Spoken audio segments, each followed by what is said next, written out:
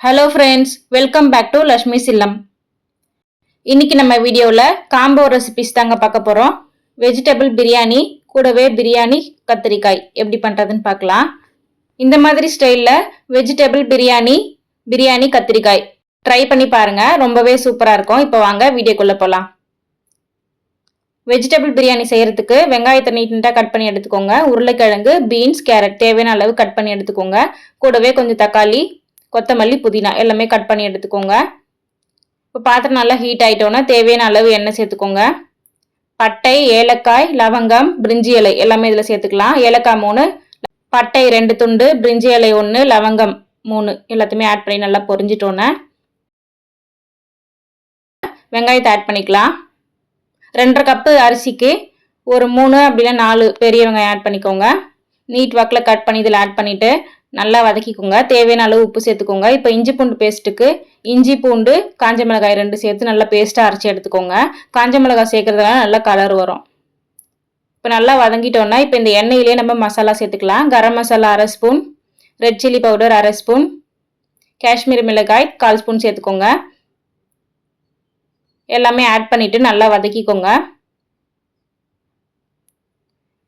பாருங்க, இதை மாதிரி வதக்குறதால கலர் சூப்பராக உங்களுக்கு வரும். இப்போ நம்ம கட் பண்ணி எடுத்து வச்சிருக்க கொத்தமல்லி, புதினா ஆட் பண்ணிக்கலாம். ஆட் பண்ணிட்டு நல்லா வதக்கிக்கோங்க. ஃப்ரெண்ட்ஸ், இந்த சேனல் நீங்கள் இன்னும் சப்ஸ்கிரைப் பண்ணலாம், மறக்காம சப்ஸ்கிரைப் பண்ணிக்கோங்க. அப்படியே பக்கத்தில் இருக்க பெல் ஐக்கானே கிளிக் பண்ணிக்கோங்க. இப்போ நல்லா எண்ணெயிலே வதக்கியாச்சு. பாருங்க, இஞ்சி பூண்டு பேஸ்ட் இந்த மாதிரி நல்லா பேஸ்ட்டாக அரைச்சி எடுத்துக்கோங்க. இப்போ இதை நம்ம இதில் ஆட் பண்ணிக்கலாம். இதிலே கொஞ்சமாக நம்ம பிரியாணி கத்திரிக்காய் செய்யறதுக்கு இஞ்சி பூண்டு பேஸ்ட் எடுத்து வச்சுக்கோங்க. இப்போ இஞ்சி பூண்டு பேஸ்ட் ஆட் பண்ணிட்டு நல்லா வதக்கிக்கோங்க. பச்சை வாசனை போகிற அளவுக்கு நல்லா எண்ணெயிலே வதக்கிக்கோங்க. இப்போ பாருங்க, நல்லா எண்ணெய்லாம் பிரிஞ்சு வந்துடுச்சு. இந்த மாதிரி நல்லா வதக்கிக்கோங்க.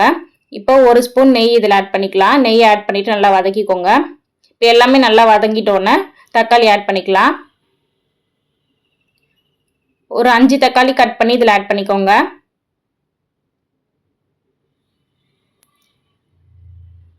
தக்காளி ஆட் பண்ணிட்டு நல்லா வதக்கிக்கோங்க. இப்போ தக்காளி நல்லா வதங்கிறதுக்காக தட்டு போட்டு மூடிட்டு அடுப்பை சிம்ல வச்சுட்டு விட்டுருங்க. 2.5 கப்பு பாஸ்மதி ரைஸ் எடுத்து நல்லா வாஷ் பண்ணிட்டு தண்ணியில் ஊற வச்சாச்சு. இந்த மாதிரி ஊற வச்சுக்கோங்க.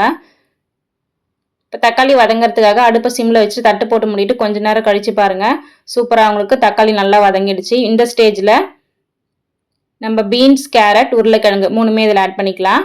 ஆட் பண்ணிட்டு நல்லா வதக்கிக்கோங்க. ஒரு உருளைக்கிழங்கு, 2 கேரட், கொஞ்சமாக பீன்ஸ் கட் பண்ணி இதில் ஆட் பண்ணிக்கோங்க. இப்போ நல்லா இதில் மிக்ஸ் ஆகுற அளவுக்கு வதக்கிக்கோங்க. இப்போ பாருங்க, நல்லா வதக்கியாச்சு. வதக்கிட்டு 1.5 டம்ளர் தண்ணி ஆட் பண்ணிட்டு நல்லா மிக்ஸ் பண்ணி விட்டுட்டு தட்டு போட்டு மூடிடுங்க. காய் வேகிறதுக்காக அடுப்பை சிம்ல வச்சிருங்க. இதை மாதிரி நீங்கள் தட்டு போட்டு மூடிட்டீங்கன்னா கொஞ்ச நேரத்தில் உங்களுக்கு காய் சூப்பராக வெந்துடும். தட்டு போட்டு மூடிட்டு கொஞ்ச நேரம் விட்டுருங்க.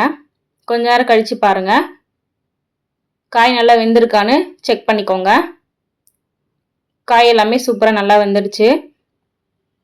இந்த கப்பு அளவில் நாங்கள் அரிசி எடுத்திருக்கேன். அதனால் இந்த கப்பு அளவில் 4 கப்பு தண்ணி, சுடு தண்ணி வச்சு எடுத்துக்கோங்க. எக்ஸ்ட்ரா ஒரு 1/4 கப்பு சேர்த்துக்கோங்க. இப்போ பாருங்கள், காயெல்லாம் நல்லா வெந்துருச்சு. இந்த ஸ்டேஜில் நம்ம தயிர் ஆட் பண்ணிக்கலாம். ஒரு 3 ஸ்பூன் தயிர் ஆட் பண்ணிக்கோங்க. ஆட் பண்ணிவிட்டு நல்லா மிக்ஸ் பண்ணிக்கோங்க.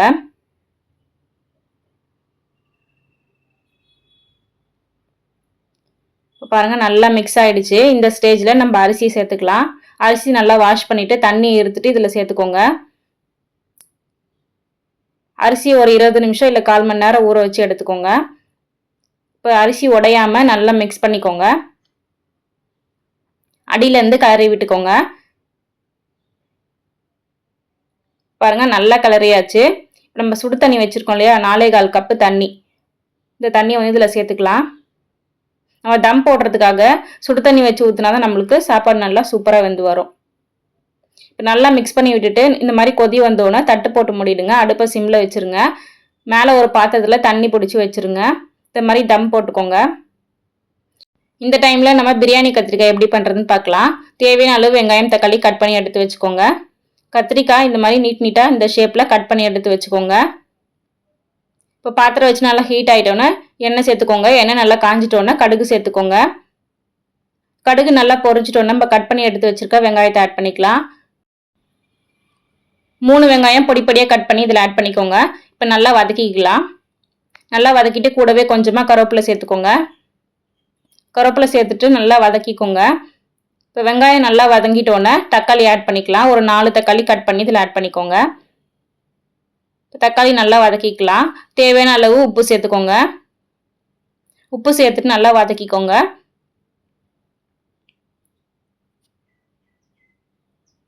இப்போ பாருங்கள் நல்லா வெங்காயம் தக்காளி வதங்கிடுச்சு. இதில் வந்து நம்ம எடுத்து வச்சுருக்க இஞ்சி பூண்டு பேஸ்ட்டை இதில் ஆட் பண்ணிக்கலாம்.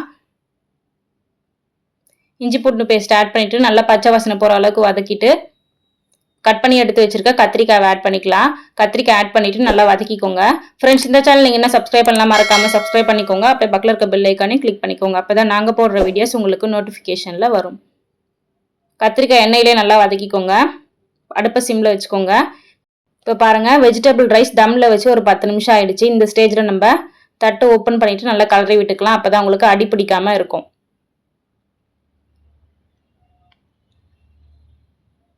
தட்டு ஓப்பன் பண்ணிவிட்டு அடியிலேருந்து நல்லா கலரிக்கோங்க.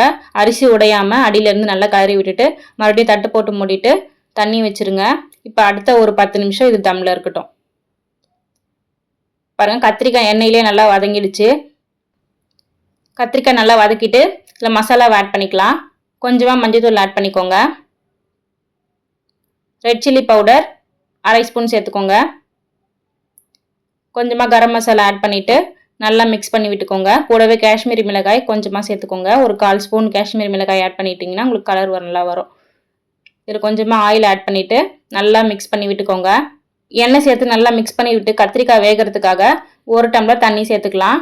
அடுப்பை சிம்மில் வச்சுட்டு தட்டு போட்டு மூடிடுங்க. கத்திரிக்காய் நல்லா வேகட்டும். இந்த டைமில் 10 நிமிஷம் ஆயிடுச்சுங்க.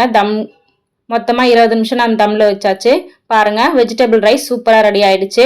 நல்லா அரிசி உடையாமல் சூப்பராக உங்களுக்கு வெஜிடபிள் ரைஸ் ரெடி ஆகிடுச்சு. இதை மாதிரி நல்லா லேசாக கலரி விட்டுக்கோங்க. கலரி விட்டு இறக்கிடுங்க. அவ்வளோதாங்க வெஜிடபிள் ரைஸ் ரெடி ஆகிடுச்சு. கத்திரிக்காய் நல்லா கிரேவியாக வரத்துக்கு வேர்க்கடலை, எள்ளு, முந்திரி பருப்பு எல்லாமே வறுத்து மிக்ஸி ஜாரில் போட்டு நல்லா அரைச்சி எடுத்துக்கோங்க. பாருங்கள் நல்லா கத்திரிக்காய் வெந்துடுச்சு. இந்த ஸ்டேஜில் நம்ம அரைச்சி எடுத்து வச்சுருக்க இதில் ஊற்றிக்கலாம். லேசாக தண்ணி சேர்த்து நல்லா மிக்ஸ் பண்ணி விட்டுக்கோங்க. தண்ணி சேர்த்து இதில் ஊற்றிட்டு நல்லா மிக்ஸ் பண்ணி விட்டுக்கோங்க. இந்த மாதிரி நீங்கள் அரைச்சி ஊற்றும்போது கத்திரிக்காய் உங்களுக்கு நல்லா கிரேவியாகவும் வரும், நல்லா டேஸ்டியாகவும் இருக்கும். இப்போ தட்டு போட்டு மூடிட்டு அடுப்பை சிம்மில் வச்சுருங்க. 10 நிமிஷம் கழித்து ஓப்பன் பண்ணி பாருங்கள். எண்ணெய்லாம் பிரிஞ்சு சூப்பராக கத்திரிக்காய் ரெடி ஆகிடுச்சு. பாருங்கள் பிரியாணி கத்திரிக்காய் சூப்பராக ரெடி ஆகிடுச்சு. அவ்வளோதாங்க சூப்பராக ரெடி ஆகிடுச்சு. இதை வந்து நம்ம இறக்கிக்கலாம். இன்றைக்கி நம்ம வீடியோவில் வெஜிடபிள் பிரியாணி கூடவே பிரியாணி கத்திரிக்காய் எப்படி பண்ணுறதுன்னு பார்த்தோம். கண்டிப்பாக நீங்களும் ட்ரை பண்ணிவிட்டு கமெண்ட் செக்ஷனில் ஷேர் பண்ணிக்கோங்க. நம்ம அடுத்த வீடியோவில் பார்க்கலாம். தேங்க்ஸ் ஃபார் வாட்சிங். லக்ஷ்மிஸ் இல்லம் சேனலை சப்ஸ்கிரைப் பண்ணுங்கள், லைக் பண்ணுங்கள், ஷேர் பண்ணுங்கள், கமெண்ட் பண்ணுங்கள். மறக்காமல் அந்த பெல் ஐக்கானை கிளிக் பண்ணி ஆல் போட்டு ப்ரெஸ் பண்ணிக்கோங்க. அப்போ தான் நாங்கள் போடுற வீடியோஸ் உங்களுக்கு நோட்டிஃபிகேஷனில் வரும். ஓகே ஃப்ரெண்ட்ஸ், நம்ம அடுத்த வீடியோவில் பார்க்கலாம். தேங்க்ஸ் ஃபார் வாட்சிங். Keep supporting us.